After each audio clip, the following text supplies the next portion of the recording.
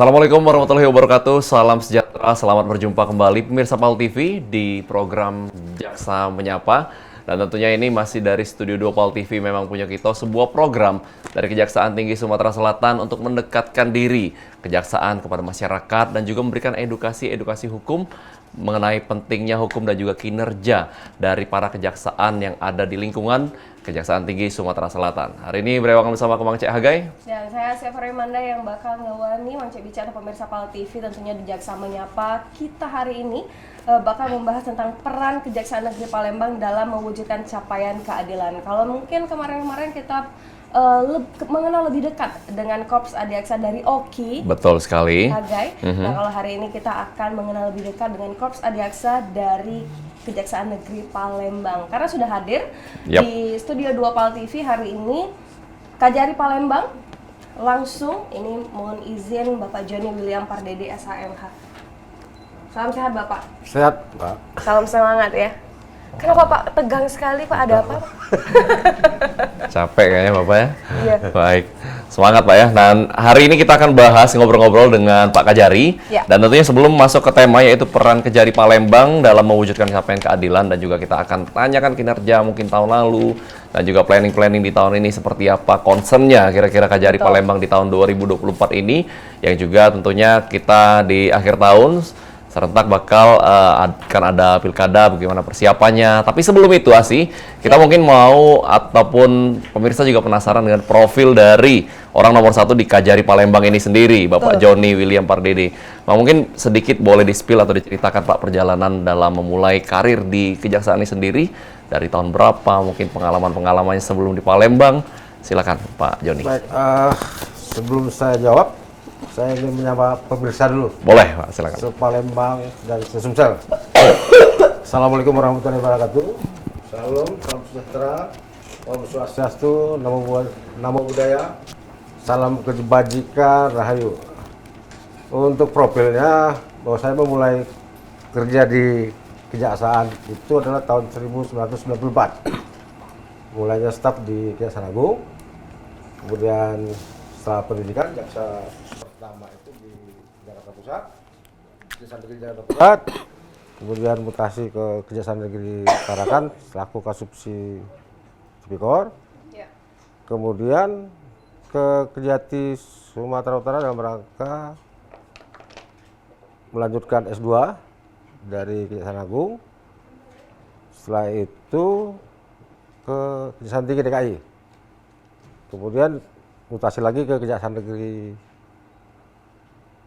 Balikpapan, kemudian ditarik ke Kejaksaan Agung di Satgas Intel, kemudian untuk memulai karir ke eselon 3-nya barulah ke Kejaksaan Tinggi Jawa Tengah, Semarang, tepatnya koordinator, kemudian ke Papua, Kejaksaan Negeri Timika dulu namanya, sekarang Kejaksaan Negeri Mimika, kemudian mutasi ke Kejaksaan Negeri Sidikalang atau Kejaksaan Negeri Dairi di Sumatera Utara, kemudian mutasi lagi sebagai asisten intelijen pada Kejaksaan Tinggi Bangka Belitung, baru saat ini selaku Kepala Kejaksaan Negeri Palembang. Wow, luar biasa. Ini dari paling barat hampir sampai ke paling timur Indonesia sudah dijelajahi semua ini oleh Pak Joni ya, luar biasa. Nah ini mungkin di awal karir Pak, masuk ke kejaksaan, itu emang cita-cita dari kecil atau seperti apa tuh? Karena memang latar belakang basicnya sarjana hukum, tentunya nggak jauh dari targetnya profesi di aparat penegak hukum. Oke. Jujur pada saat itu, tamat langsung yang ada buka penerimaan itu kejaksaan, langsung keterima. Wow. Apakah sudah cita-cita Pak?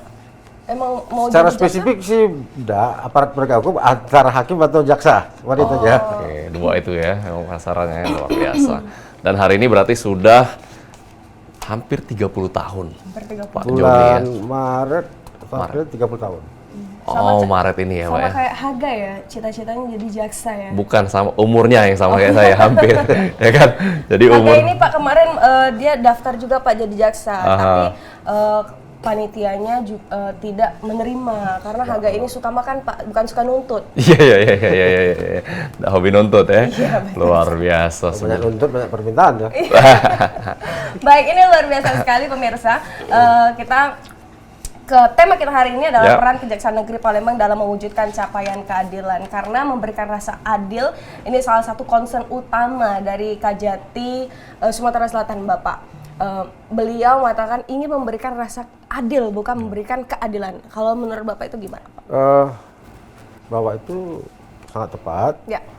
Bahwa memang rasa adil ini nyangkut rasa. Yes. Tapi kita harus lihat bagaimana prosesnya dulu. Betul. Rasa adilnya bahwa proses itu setiap orang diperlakukan sama. Proses hukumnya. Misalnya proses pidananya bagaimana. Sehingga dari proses itu sesuai aturan enggak kita terapkan. Baru nanti di ujung di penuntutan. Dilihat lagi kasusnya per kasus. Misalnya orang mencuri. Ada orang mencuri itu karena sudah kelaparan. Tentunya akan berbeda dengan orang mencuri sudah profesi. Banyak itu mencuri profesi. Kita sudah dengar di beberapa case di media kan. Tentunya menuntutnya kan beda itu. Betul. Itulah makanya rasa adil itu kita harus lihat dari prosesnya dulu dari awal. Oke, dari profesi mencuri itu juga salah satu profesi. Kalau mencuri hati, Pak, itu profesi nggak? Itu antara Mbak dengan Mas Hagal. Iya. Dia ini emang seneng Pak yang dicuri hatinya Pak. Oh, gitu ya. Tapi ujungnya dia baper. Baik, luar biasa. Nah, mungkin mengenai rasa adil sendiri nih, kita mungkin bisa kilas balik ke tahun 2023 Pak. Gimana nih kinerja dari Kejaksaan Negeri Palembang ini sendiri? Menurut Bapak, apakah memang sudah sesuai dengan ekspektasinya atau masih banyak hal yang harus diperbaiki lagi? Kalau melihat dari target-target yang dibuat oleh pimpinan dari pusat, semua target itu telah tercapai. Cuman melihat kondisi di Palembang, saya rasa masih harus ada lagi target-target lain yang harus dicapai lebih tinggi, lebih besar lagi untuk di tahun 2024 ini. Memang tusi kejaksaan itu ada beberapa bidang, semua bidang itu telah tercapai. Memang tidak 100%, tapi sudah mendekati 100% target itu. Kalau secara pemerintahan itu memang sudah masuk targetnya. Tapi memang untuk tahun 2024 ini tentunya tantangan-tantangan akan semakin besar. Tingkat kejahatan makin tinggi, tapi juga harus diimbangi dengan proses pencegahannya. Itulah salah satu program Jaksa Menyapa ini sebagai pencegahan dalam rangka penyuluhan dan penegakan hukum. Bagaimana penegakan hukum itu ada dua sisi, pencegahan dan penindakan. Yang kita lakukan ini bagian dari pencegahan. Karena apa? Beberapa event-event sebelumnya Jaksa Menyapa atau event lainnya, bagaimana kejaksaan itu bahkan menggandeng stakeholder lain, bagaimana menjelaskan, menginformasikan ke masyarakat, mengedukasi supaya mengenal hukum dan menjauhi hukumannya. Tentunya inilah bagian daripada pencegahan. Tentunya kalau sudah diberitahu peraturan perundang-undangan itu apa isi materi dan sebagainya, ditabrak tentunya ada konsekuensinya, baik itu dari sanksi administratif, perdata maupun pidana. Betul. Mungkin itu. Baik, kalau kita kilas balik dan refleksi di tahun 2023 pasti banyak tantangan dan mungkin ada hal yang belum sempurna, harus disempurnakan di tahun 2024. Tapi ini sudah cukup puas Pak di 2023 dengan Intel menjadi juara satu kinerjanya di tahun 2023 di bagian Intel. Nah, apakah di 2024 ini kita akan merasa puaskah di hasil 2023 atau 2024? Mungkin ada inovasi baru nih. Baik, kalau masalah puas relatif Pak. Ya. Mungkin Pak Kasintia dengan saya rasa puasnya mungkin dengan masyarakat berbeda. Kalau dari target capaian kinerja yang digariskan dari pusat cukup puas. Tapi masyarakat mungkin ada yang belum puas. Itulah maunya kita nanti akan kita selami, kita petakan hal apa yang belum kita lakukan. Sehingga Kejaksaan Negeri Palembang itu dalam rangka memberi pelayanan kepada masyarakat bisa terakomodir di tahun 2024 ini maupun di tahun-tahun berikutnya. Memberikan pelayanan prima ya Pak ya. Luar Nah, biasa. sepanjang 2024 Pak, mungkinkah ini kan tahun yang cukup spicy ya Pak ya, cukup hot ya Pak ya, dan orang-orang saling mencari-cari kesalahannya masing-masing. Nah, itu bagaimana Pak di 2024 ini, apalagi kita sebentar lagi akan pilkada. Di bulan 9 itu kita sudah membuat satuan khusus atau mungkin ada something else yang memberikan inovasi terbaru. Baik, untuk menghadapi pilkada, kalau pilpres, pileg sudah terkena. Saya melihat cukup kondusif di Palembang. Ya. Saya melihatnya konteks Palembang bahwa menghadapi pilkada di tahun 2024 ini, tentunya Kejaksaan itu mengambil peranan di aspek intelijennya maupun tindak pidana umum. Tuh. Aspek intelijen tentunya pemetaan terhadap potensi-potensi gangguan terhadap terselenggaranya pilkada ini. Oke. Tentunya berkoordinasi dengan instansi lainnya. Untuk penindakannya itu kami itu dari seksi tindak pidana umum yang tergabung dengan sentra Gakumdu, di mana di sentra Gakumdu ini ada unsur Bawaslu, kepolisian maupun kejaksaan. Dalam hal ini penuntut umum. Besar harapan kami dalam pilkada ini berlangsung dengan baik, lancar, boleh berpartisipasi, bersemangat, tapi harus kita jaga ketentraman, ketertiban, dan utama adalah NKRI-nya. Betul sekali, karena kita di 2019 ada hal yang memang kurang mengenakan Pak untuk di Kota Palembang. Nah, itu bagaimana Pak menurut Bapak, dan lagi kita melihat di 2024 ini pilkada di bulan 9. Baik, tentunya nanti setelah penetapan calon wali kota kita ya, saya harapkan masing-masing calon ini memberi edukasi kepada masing-masing pendukungnya.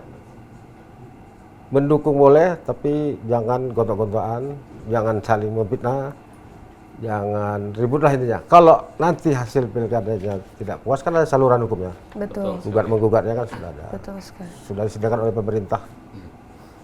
Baik Pak Joni, kalau bicara mengenai 2023 nih, mungkin pemirsa juga pengen tahu, kira-kira di Kota Palembang ini sendiri kasus terbanyak itu kasus apa nih Pak yang ditangani oleh Kejaksaan Negeri? Baik, untuk tindak pidana umumnya, saya rasa di kota besar manapun di Indonesia hampir sama, narkoba. Masih dengan narkoba. Narkoba. Kalau untuk tindak pidana korupsinya di pengadaan barang dan jasa. Memang kalau narkoba itu Palembang ini saya lihat pengkonsumsi terbesar juga di Sumatera, yang barangnya ada dari daerah utara atau dari seberang. Apalagi di awal 2024 ini kita dilihatkan dengan fenomena Cinderella Pak. Wanita yang menggunakan. Nah, itu bagaimana tuh Pak? Apakah kita sudah melakukan mungkin program-program khusus untuk membasmi atau mungkin mencegah hal ini terjadi? Baik, untuk pencegahannya kembali lagi ke bidang intelijen, Ya. melakukan sosialisasi di kalangan pemuda.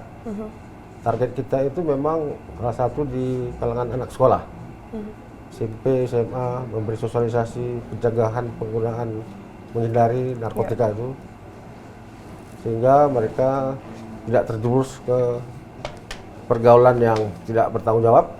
Tentunya hal ini akan merugikan anak-anak sekolah. Betul. Kemudian juga bisa menyusahkan orang tua dan lain sebagainya, karena terkait dengan masa depan anak-anak ini. Kalau sudah terjerumus, rata-rata sulit untuk lepas dari. Betul. Betul sekali. Tapi menurut Pak Joni sendiri, apakah cukup dengan melakukan sosialisasi ke sekolah-sekolah? Mengingat kita tahu dari tahun ke tahun kasus narkoba ini semakin menjadi-jadi malah. Kalau cukup ya tidak cukup, karena segmen anak muda itu bisa dari anak sekolah, bisa dari Karang Taruna, bisa dari pesantren dan sebagainya. Karena juga memang kita minta juga teman-teman stakeholder lainnya juga melakukan hal yang sama. Tidak bisa bergantung kepada program seperti jaksa menyapa, penjualan hukum dan penegakan hukum yang dilakukan oleh kejaksaan. Mungkin dari BNN saya rasa ada kepolisian, tapi tepatnya harus semua lapisan masyarakat bertanggung jawab untuk itu.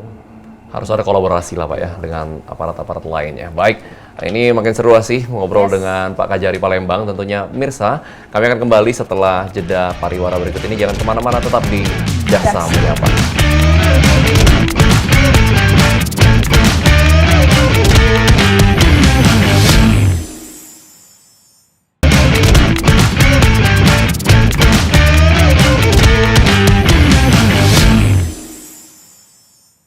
Masih dari Studio 2 PAL TV, masih bersama dengan Kajari Palembang di Jaksa Menyapa, pemirsa.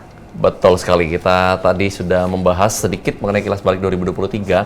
Tapi yang menarik ada satu poin di mana bahwa Kajari Palembang ini juga mengakui telah menyelamatkan 9,6 M uang negara dari data yang kami himpun. Nah, menurut Pak Joni nih, apakah ini emang udah capaian yang sudah sangat luar biasa atau masih belum puas dan pengen lebih lagi di tahun 2024 ini, Pak? Untuk penyelamatan dari jumlah lumayan. Tapi setelah saya cek lagi, ada perkara-perkara yang sudah inkrah, yang mana pemulihan penyelamatan keuangannya belum terpulihkan. Baik. Ini masih kita lakukan upaya bersama Kasih bagaimana terpidana korupsi itu, aset-asetnya nanti akan kita cari, kita eksekusi, lelangan, dan berharap hasil lelang itu menjadi setoran ke kas negara. Baik, ini luar biasa sekali Pak. Tadi Bapak di segmen pertama sempat mention bahwa narkoba ini masih mendominasi nih untuk case yang ada di Kota Palembang. Nah, selain narkoba ini ada lagi Pak, selain kasus korupsi yang sekarang mungkin lagi berjalan dari proses penyelidikan atau mungkin yang masih proses di audit dan lain-lain. Nah, itu bagaimana tuh Pak? Kalau untuk penyelesaian perkara tipikor ada beberapa, mungkin PAL TV sudah tahu juga. Ya. Pemberitaan kemarin, yang tahun kemarin, ada beberapa case yang akan kita tuntaskan di tahun ini. Sembari ada penyelidikan kasus korupsi yang belum bisa saya buka di sini, karena masih penyelidikan. Ya. Nanti kalau sudah tiba waktunya akan kita umumkan ke masyarakat. Itu untuk menjaga tadi transparansi dan akuntabel. Bagaimana dengan kasus-kasus prioritas Pak? Ini mungkin masih penyelidikan, namun ini prioritas yang harus cepat diselesaikan, atau mungkin ada titipan-titipan kasus yang harus cepat diselesaikan? Memang yang kemarin belum selesai akan kita selesaikan, tuntaskan di tahun ini. Ya. Seperti tadi saya bilang ada case baru yang belum bisa saya ungkap di sini. Nanti dan tiba saatnya akan kami sampaikan.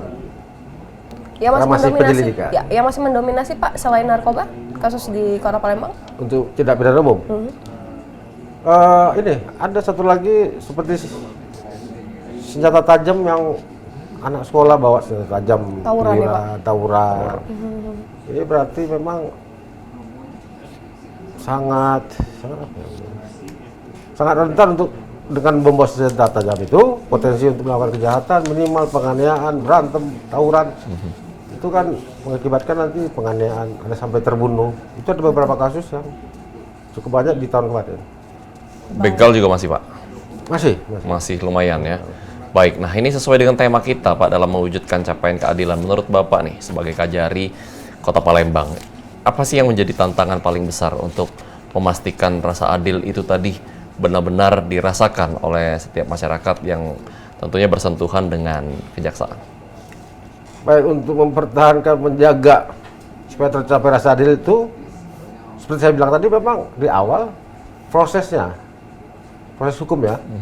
Bagaimana seorang terkena pidana, tentu ada proses yang menjadikan dia dari penyidikan hingga penuntutan.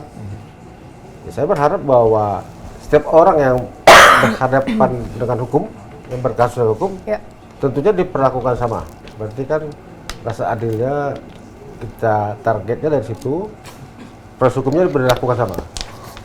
Berarti ini kan terkait juga dengan orang-orang yang ada di kejaksaan yang Bapak pimpin. Nah, ini berarti apakah ada upaya untuk meningkatkan kualitas daripada SDM ini di Kejari Palembang ini sendiri, Pak? Baik, tentu penanganan perkara itu tentu sudah disediakan, sudah dibuat atau diselenggarakan regulasinya, aturan perundang-undangan, petunjuk, perubahan teknis, SOP dari pimpinan, dari pusat.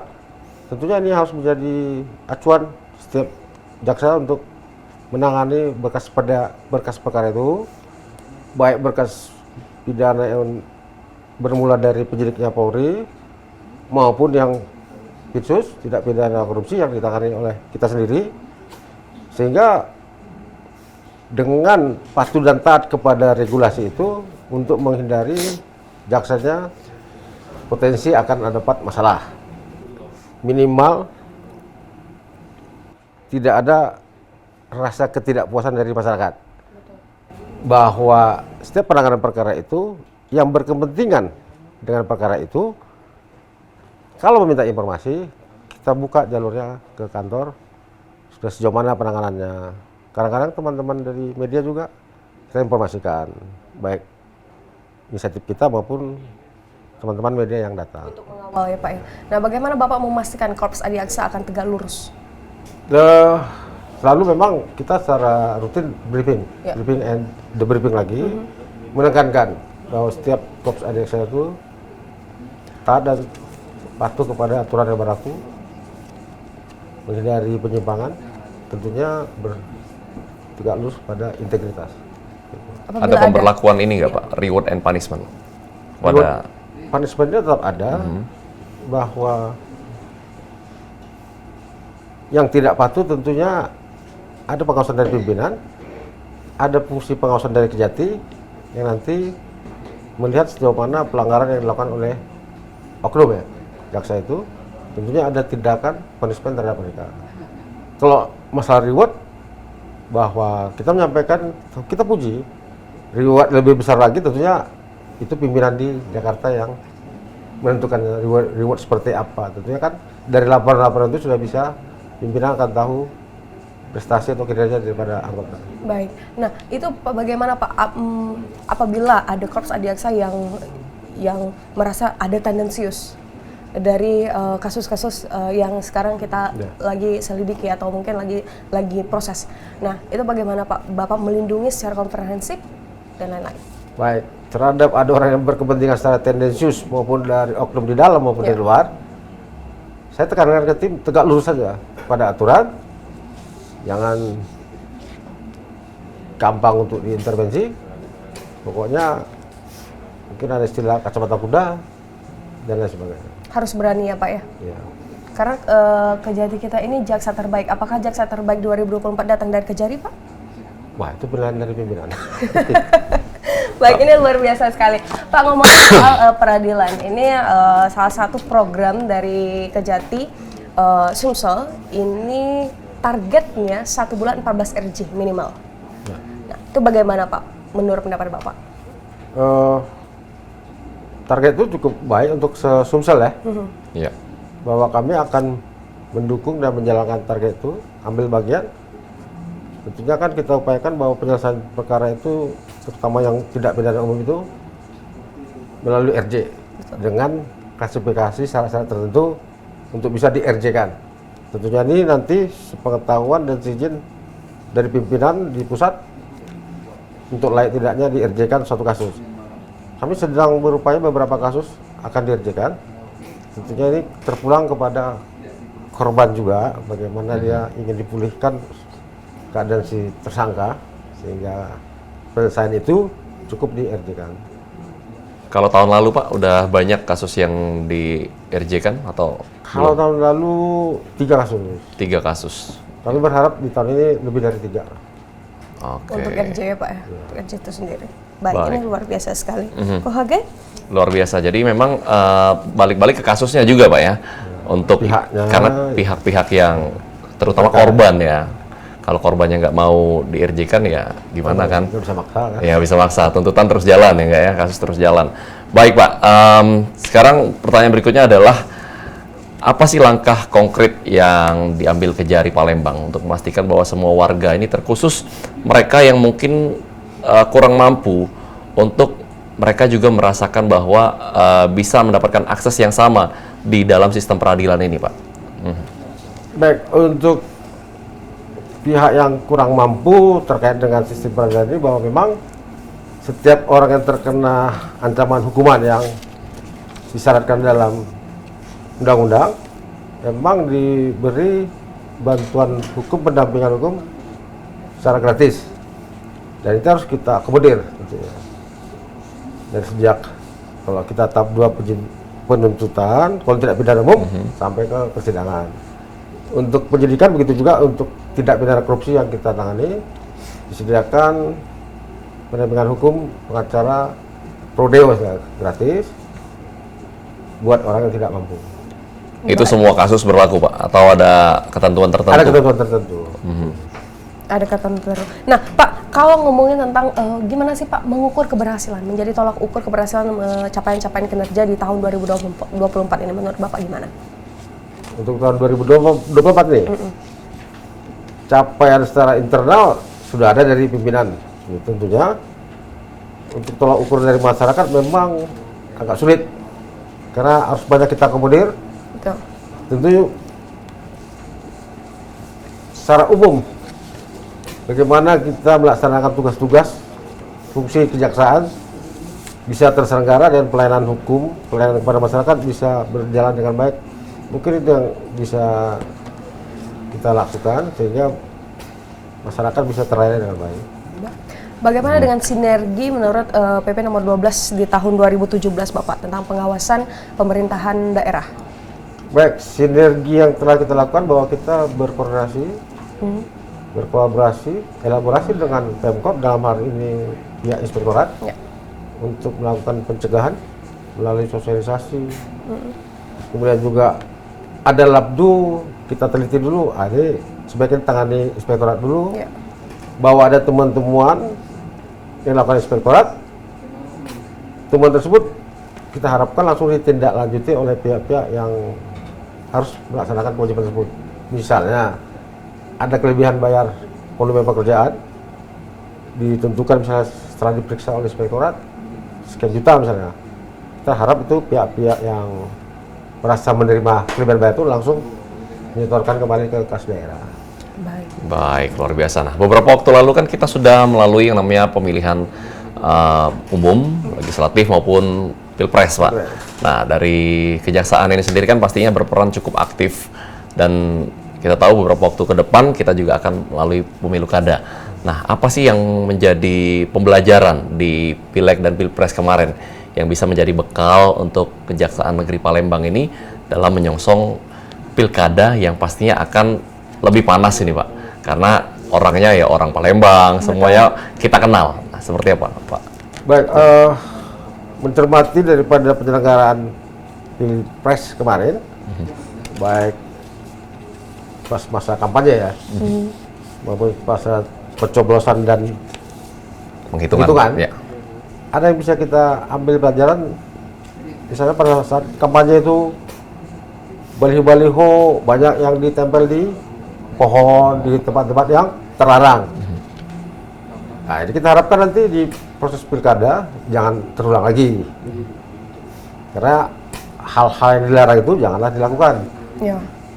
Tempat penempatan daripada alat kampanye kan, kemudian tempat kampanyenya yang mana yang boleh, mana yang tidak, supaya masing-masing kontestan nanti tunduk dan taat untuk menjaga kondisi daripada Palembang nanti. Istilahnya hati panas tapi kepala panas hati dingin, Pak. Iya, luar biasa. Baik, itu dari segi kampanye. Nah, dalam proses pemilunya sendiri, apakah ada hal-hal yang ditandai nih kira-kira yang menjadi bekal dalam pilkada nanti, Pak? Baik, kalau isu-isunya money politik itu ya sebaiknya jangan dilakukan oleh masing kontestan. Biarlah berkampanye, kalau istilahnya menyampaikan gagasan, ide, program-program ke depannya kalau terpilih itu. tanpa diselingi dengan serangan pajar, mungkin istilahnya money politik ya.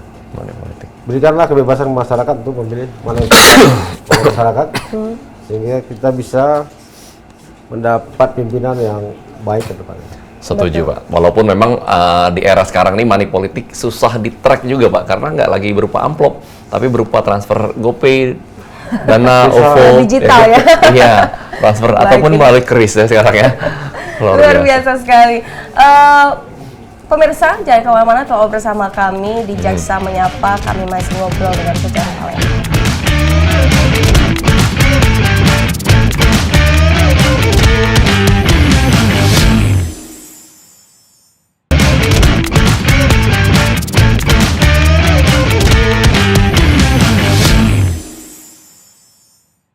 Baik, Mirsa Pal TV masih bersama kami di Jaksa Menyapa. Tentunya hari ini spesial bersama dengan Kajari Palembang. Kita masih ngobrol-ngobrol dengan Pak Kajari, Pak Joni mengenai tentunya kinerja dan juga planning-planning di tahun 2024 ini.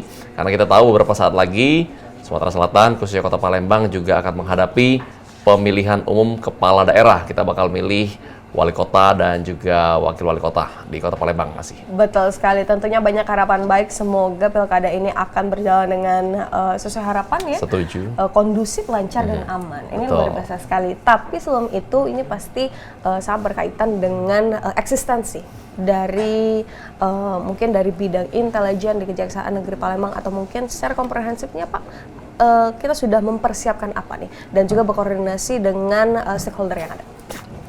Baik, dalam rangka pilkada nanti, bahwa kami dari pihak intelijen, unsur-unsur intelijen, berkoordinasi dengan KPU, Bawaslu, tahapan-tahapan pemilu itu, pilkada tepatnya, untuk mendeteksi potensi kerawanan, penyimpangan, sehingga kalau setelah dideteksi itu ada nanti pencegahannya, jangan sampai penyimpangan itu terjadi. Kalaupun nanti pada saatnya ada oknum yang melakukan penyimpangan, ya tentu jalur-jalur hukumnya kan penyelesaiannya sudah ada. Ya. Ada melalui Bawaslu maupun melalui penegakan di kitab undang-undang pidana sendiri. Bagaimana Bapak, menurut pendapat Bapak nih, untuk masyarakat yang masih merasa skeptis Pak dengan eksistensi dan juga udahlah Korps Adiaksa ini pasti ada cawe-cawenya nih, itu gimana Pak? Baik, menghilangkan skeptis itu tidak gampang, karena mungkin dari perjalanan waktu ada saja oknum yang melakukan penyimpangan. Tapi kita berharap bahwa peribahasanya gara-gara setitik usaha susu sebelanga, janganlah dipakai itu. Tolong dilihat juga bagaimana kinerja kejaksaan itu secara komprehensif, bagaimana kejaksaan itu berandil dalam penegakan hukum, baik itu pencegahan maupun penindakannya, bagaimana juga kejaksaan itu turut andil dalam pembangunan untuk membantu masyarakat juga. Selain tugasnya sendiri, seperti kita juga melakukan seperti ini, misalnya bagaimana anak-anak yang belum terakomodir akte lahirnya kita dorong supaya anak-anak itu mempunyai akte lahir, ada kepastian hukumnya, karena dari akte lahir ini akan ada program-program lain yang harus dinikmati oleh anak-anak tersebut, misalnya kartu Indonesia Anak, kartu anak sehat, KIP dan lain sebagainya. Tentunya program pembangunan dari pemerintah ini berawal dari akte lahirnya dulu. Data yang jelas Pak ya, betul sekali. Yang terkait juga dengan program dari Kejati Sumatera Selatan ya, untuk mengakomodir segala seperti itu. Nah Pak Joni, gimana sih cara Kejari Palembang ini juga memastikan transparansi, akuntabel dan juga proses hukum yang mengikuti terus prinsip-prinsip keadilan mengenai transparansi dari berjalannya proses hukum ini Pak? Seperti apa pandangan Bapak? Bagaimana supaya transparansi dalam penegakan hukum yang dilakukan oleh Kejaksaan Negeri Palembang? Tentunya kita membuka jalur-jalur informasi kepada masyarakat. Tidak kita tutupi setiap langkah tindakan yang dilakukan oleh kejaksaan, baik itu dari tindak pidana umumnya, penanganan perkara tindak pidana umum, tindak pidana khusus dalam hal korupsi maupun dari tugas perdataannya. Tentunya sinergitas dari unsur-unsur itu kita harapkan bisa berkontinu, bahkan lebih baik tiap hari, lebih baik sehingga masyarakat bisa terlayani, kalau boleh bisa merasa puas dengan proses hukum yang kita lakukan. Baik. Sekali. Nah, merujuk dengan Undang-Undang Nomor 14 Tahun 2018, Pak, tentang informasi publik. Nah, apalagi kita ini sudah berada di menuju 5.0, 6.0. Itu bagaimana Pak menurut Bapak? Inovasi-inovasi apa yang dilakukan? Salah satu inovasi ya podcast itu sendiri. Itu kan penyampaian informasi ke masyarakat. Podcast Iwa Podcast. Iya. Bagaimana penyampaian kinerja TUSI daripada kejaksaan itu sendiri, prestasinya, khususnya Kejaksaan Negeri Palembang, maupun koordinasi dengan satker lainnya, menyampaikan program-program pemerintah yang masyarakat supaya bisa melihat, mengetahui program apa saja yang berlangsung yang dilakukan oleh pemerintah, khususnya di Kota Palembang ini, tentunya dalam rangka pembangunan nasional, khususnya pembangunan di Kota Palembang. Transparansi itu ya Pak ya yang menjadi concern utama. Ya. Baik ya. Betul sekali, luar biasa ya. Ini Iwa Podcast-nya juga salah satu inovasi yang membuat Kejari Palembang ini terpilih menjadi ranking 1 ya di Sumatera Selatan ya. Betul sekali Asi ya. Betul ini salah satu presenternya juga ya kamu ya.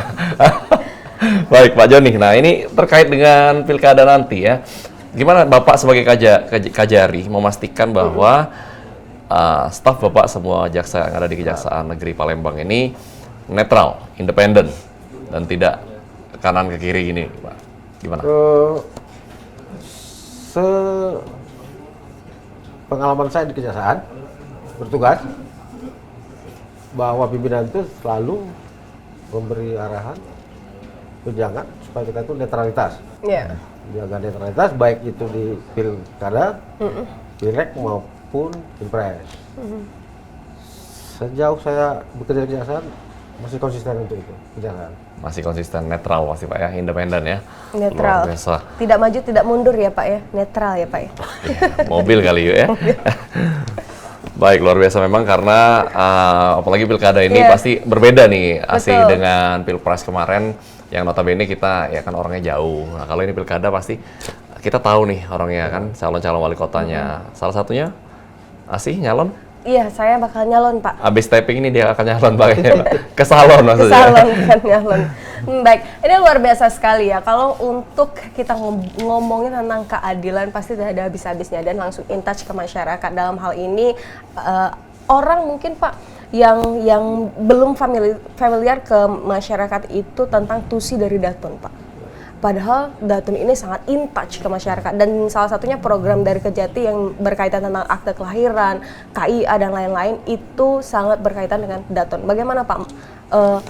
TUSI dari Datun ini harus kita perkenalkan, harus kita lebih gencarkan nih kepada masyarakat agar masyarakat tahu bahwa Datun ada untuk masyarakat. Baik, TUSI Kejaksaan di bidang perdata dan tata usaha negara atau lebih dikenal dengan kata populernya Datun, memang dari sejak berdirinya itu di tahun 1992 kalau nggak salah, TUSI itu sampai sekarang pun sosialisasi itu tetap dilaksanakan. Awal-awal berdirinya memang secara masif sosialisasi itu, biar semua kalangan masyarakat tahu, baik pusat maupun daerah. Seiring perjalanannya Datun, perkembangan cukup pesat dan prestasi juga cukup lumayan karena Datun itu juga punya program mencegah terjadinya korupsi melalui pemulihan keuangan negara maupun keuangan daerah. Di tahun lalu itu kalau nggak salah hampir 10 M kita melakukan pemulihan dari Datun. Kemudian penyelamatan hampir 1 M. Bagaimana dengan kemasyarakatannya? Bahwa salah satu program yang dicanangkan oleh pimpinan Pak Kajati kemarin itu untuk Sumsel adalah memastikan anak-anak itu punya akte lahir dengan latar belakang apapun sehingga si anak itu punya kepastian hukum, ada identitas hukumnya. Karena dia sebagai subjek hukum nanti akan berpengaruh kepada tadi kartu Indonesia Anak, KIS, KIP, yang mana program nasional ini kan dinikmati oleh anak ini ke depannya. Betul sekali. Nah, kalau ngomongin tentang Datun ini kan Pak, belum familiar Pak, belum familiar betul ke masyarakat. Padahal tuh si Datun ini sangat-sangat membantu, apalagi khususnya kalau kita ngomongin masyarakat yang kurang mampu, yang ingin memiliki bantuan hukum, ngobrol, solusi, mungkin dan lain-lain. Ini sangat-sangat membantu nih Pak dengan program-program yang ada di Datun. Itu bagaimana Pak menurut Bapak, dan gimana cara Kejari Palembang membuat itu lebih dikenal oleh masyarakat? Baik, bagaimana supaya Datun khususnya di Kejaksaan Negeri Palembang supaya dikenal, memang itu tadi berkolaborasi dengan seperti media, mensosialisasikan di media, terus program. Tapi sudah ada kenaikan Pak dari ada, 2023 ke 2024? Cukup banyak masyarakat yang juga berkonsultasi hukum. Cukup efisien Pak ya? Dalam rangka memberikan pelayanan hukum oleh Datun ke masyarakat. Dan tentunya masalah apa dia ditanya, kita kasih solusi. Betul. Merefleksi 2023 untuk dan melihat di 2024 Pak, apa tantangan dan juga mungkin target di 2024? Untuk program Datunnya ya yang sudah dilaksanakan di tahun kemarin seperti pemulihan keuangan daerahnya, kita akan tetap konsisten. Tentunya itu dengan berkolaborasi dengan pihak Pemkot atau stakeholder lainnya, baik instansi vertikal atau daerah. Kemudian juga dalam rangka penyelamatan keuangan itu diproses litigasinya, menggugat terhadap pihak-pihak tertentu yang harus dia melakukan kewajibannya untuk melakukan pembayaran keuangan kepada negara yang mana dia belum melakukan. Baik. Itu prosesnya melalui persidangan. Dan itu di bidang Datun. Datun. Kalau secara komprehensif Pak, Terkait dengan refleksi 2023 dan tantangan 2024 mungkin ada target di 2024. untuk tantangan di tahun ini secara umum tentunya memang untuk perkara tindak pidana memang mayoritas itu tadi saya sebut ada perkara-perkara narkobanya. Tidak pernah itu turun. Itu memang tantangan, tapi memang kenapa masyarakat terjebak di penggunaan narkoba itu tentunya ada pemahaman atau kesadaran dari masyarakat juga. Saya rasa yang harus kita tuntut supaya lebih memahami, mengenal hukum itu dan menjauhi hukumannya dengan segala konsekuensi hukumnya. Tentunya juga di perkara-perkara lainnya juga kita harapkan penyelesaiannya dengan komprehensif sehingga penanganan perkara tindak pidana umum di Palembang ini ya kita sebagai masyarakat juga berharap ada penurunan. Setuju Pak. Baik. Ya, mungkin terakhir nih Pak Joni dari Kejari Palembang berikan himbauan ataupun closing statement kepada masyarakat, silakan. Baik, kami selaku salah satu aparat penegak hukum mohon dukungan kepada Kejaksaan Negeri Palembang dalam menjalankan tusinya. Jikapun ada nanti hal-hal yang tidak berkenan, mohon datang ke kantor untuk menanyakan.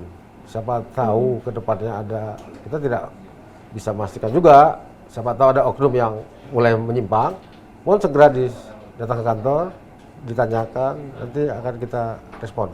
Terbuka Pak ya? Terbuka. Oke. Nah Pak, gimana kalau masyarakat tuh takut Pak? Datang kejaksaan takut Pak, sholat di kejaksaan aja takut Pak. Siapa bilang? Saya Pak. Tanya. Itu Masjid kita bagaimana rame Pak? nggak Jumatan? Rame. Oh, informasi salah. Takutnya tuh lebih ke susah parkir sih Pak sebenarnya. Berarti pelan-pelan stigma itu sudah mulai bergeser Pak Iya, ya, sudah ini mulai hilang, luar biasa. Bapak terima kasih untuk sudah hadir, terima kasih Pak sudah ngobrol Joni. di Jaksa Menyapa di 2024. Ini luar biasa sekali. Yap, sebuah kehormatan bisa ngobrol bareng dengan Pak Kejari Palembang. Dan ini informasi-informasi yang sangat edukatif, pemirsa terus saksikan program Jaksa Menyapa ini hanya di PAL TV memang punya kita, karena ada banyak sekali edukasi hukum dan juga tentunya informasi-informasi yang sangat edukatif untuk masyarakat PAL TV seluruh Sumatera Selatan. Terima kasih untuk pemirsa yang sudah nonton. Aku Hakika Inti. Dan saya Seva Remanda, dan pemirsa, Kejaksaan Negeri Palembang juga berkomitmen untuk meningkatkan koordinasi dengan lembaga penegak hukum lainnya, pemerintah daerah dan pemangku kepentingan lainnya guna menciptakan lingkungan yang lebih aman, tertib dan berkeadilan bagi seluruh masyarakat Palembang. Saya Seva Remanda, terima kasih. Wassalamualaikum warahmatullahi wabarakatuh. Sampai jumpa di Jaksa Menyapa.